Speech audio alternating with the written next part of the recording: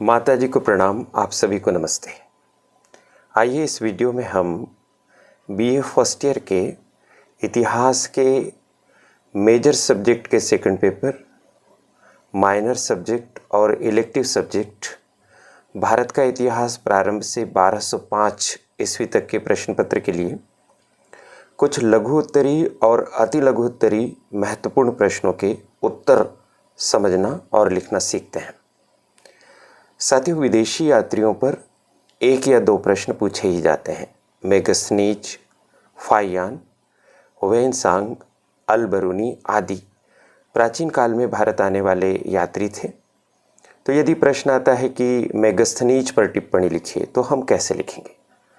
हम ऐसे लिखेंगे इस उत्तर को कि प्राचीन भारत के इतिहास में विदेशी यात्री के रूप में मेगस्थनीज एक चर्चित नाम है।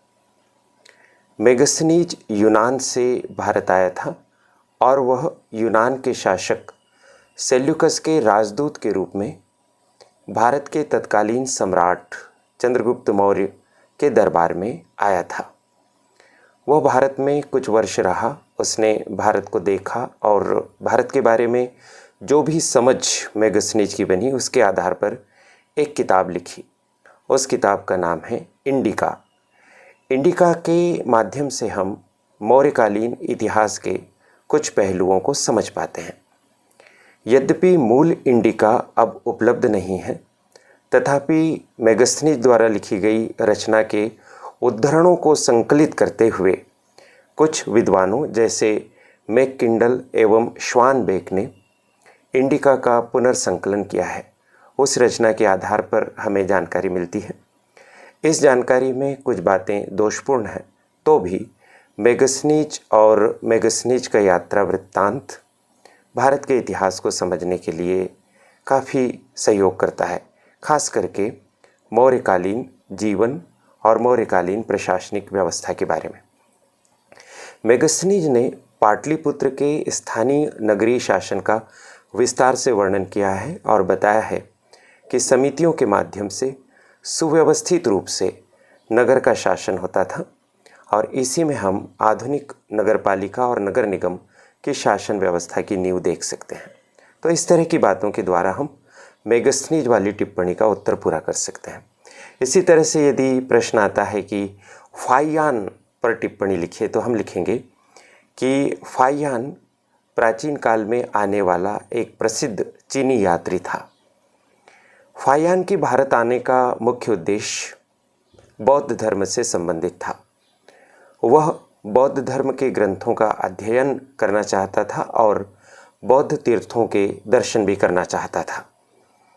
फाहियान का संपूर्ण यात्रा काल 399 ईस्वी से लगाकर 414 ईस्वी तक का रहा, जिसमें 405 से 411 ईस्वी तक उसका भारत में प्रवास रहा।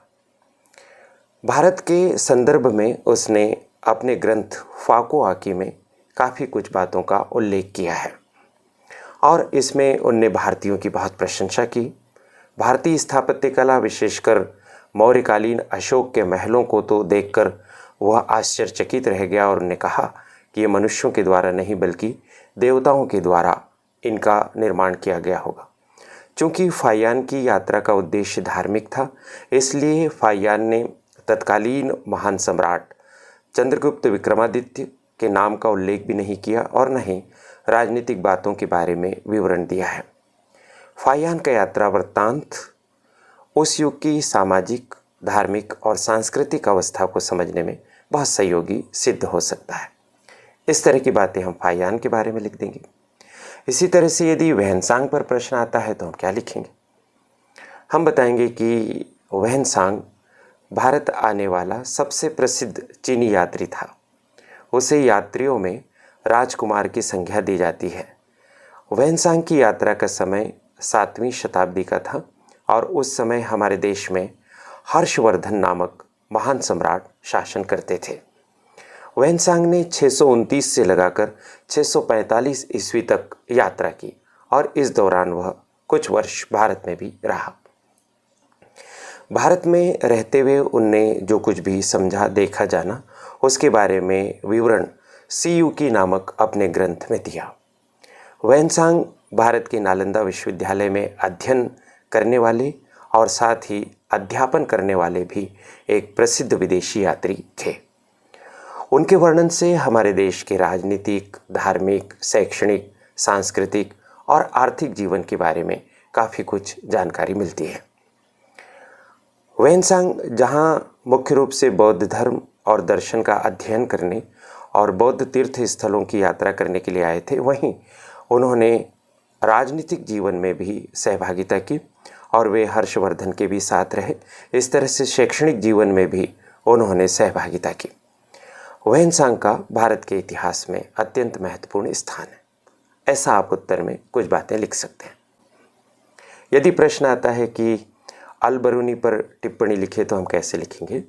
अल बरूनी 11वीं सदी के पूर्वार्ध में भारत आने वाला एक विदेशी और मुस्लिम यात्री था।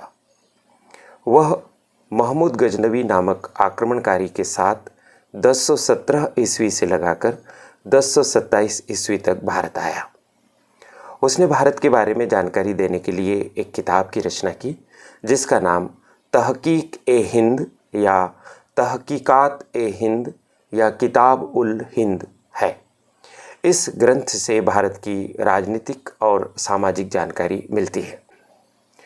अल बरूनी ने लिखा है कि जब भारतीयों से घटनाओं के तिथिक्रम के बारे में पूछा जाता है तो वे उत्तर नहीं दे पाते हैं। अल बरूनी की इस विवेचना के कारण पाश्चात्य इतिहासकारों ने भारतीयों पर इतिहास बोध के अभाव का आरोप लगाया है, जो कि उचित नहीं है। अल बरूनी की रचना से हमें भारत के इतिहास के 11वीं सदी के कालखंड की कुछ जानकारियाँ प्राप्त होती हैं जो इतिहास की कड़ियों को जोड़ने में सहयोग प्रदान करती है। साथ ही अल बरूनी का दृष्टिकोण चूँकि एकांगी था, अतः उसने भारत के बारे में कुछ बातें पूर्वाग्रहों से ग्रस्त होकर लिखी है जिनका उपयोग करने से पहले छानबीन करना आवश्यक है। इस तरह से आप अपने उत्तरों में जानकारी लिख सकते हैं। अगले वीडियो की प्रतीक्षा कीजिए। कुछ और महत्वपूर्ण प्रश्नों के बारे में हम आपको जानकारी देने का प्रयास करेंगे। यह करियर एडवाइस चैनल है, इसे सब्सक्राइब कर दीजिए और बेल आइकॉन भी प्रेस कर दीजिए। बहुत धन्यवाद।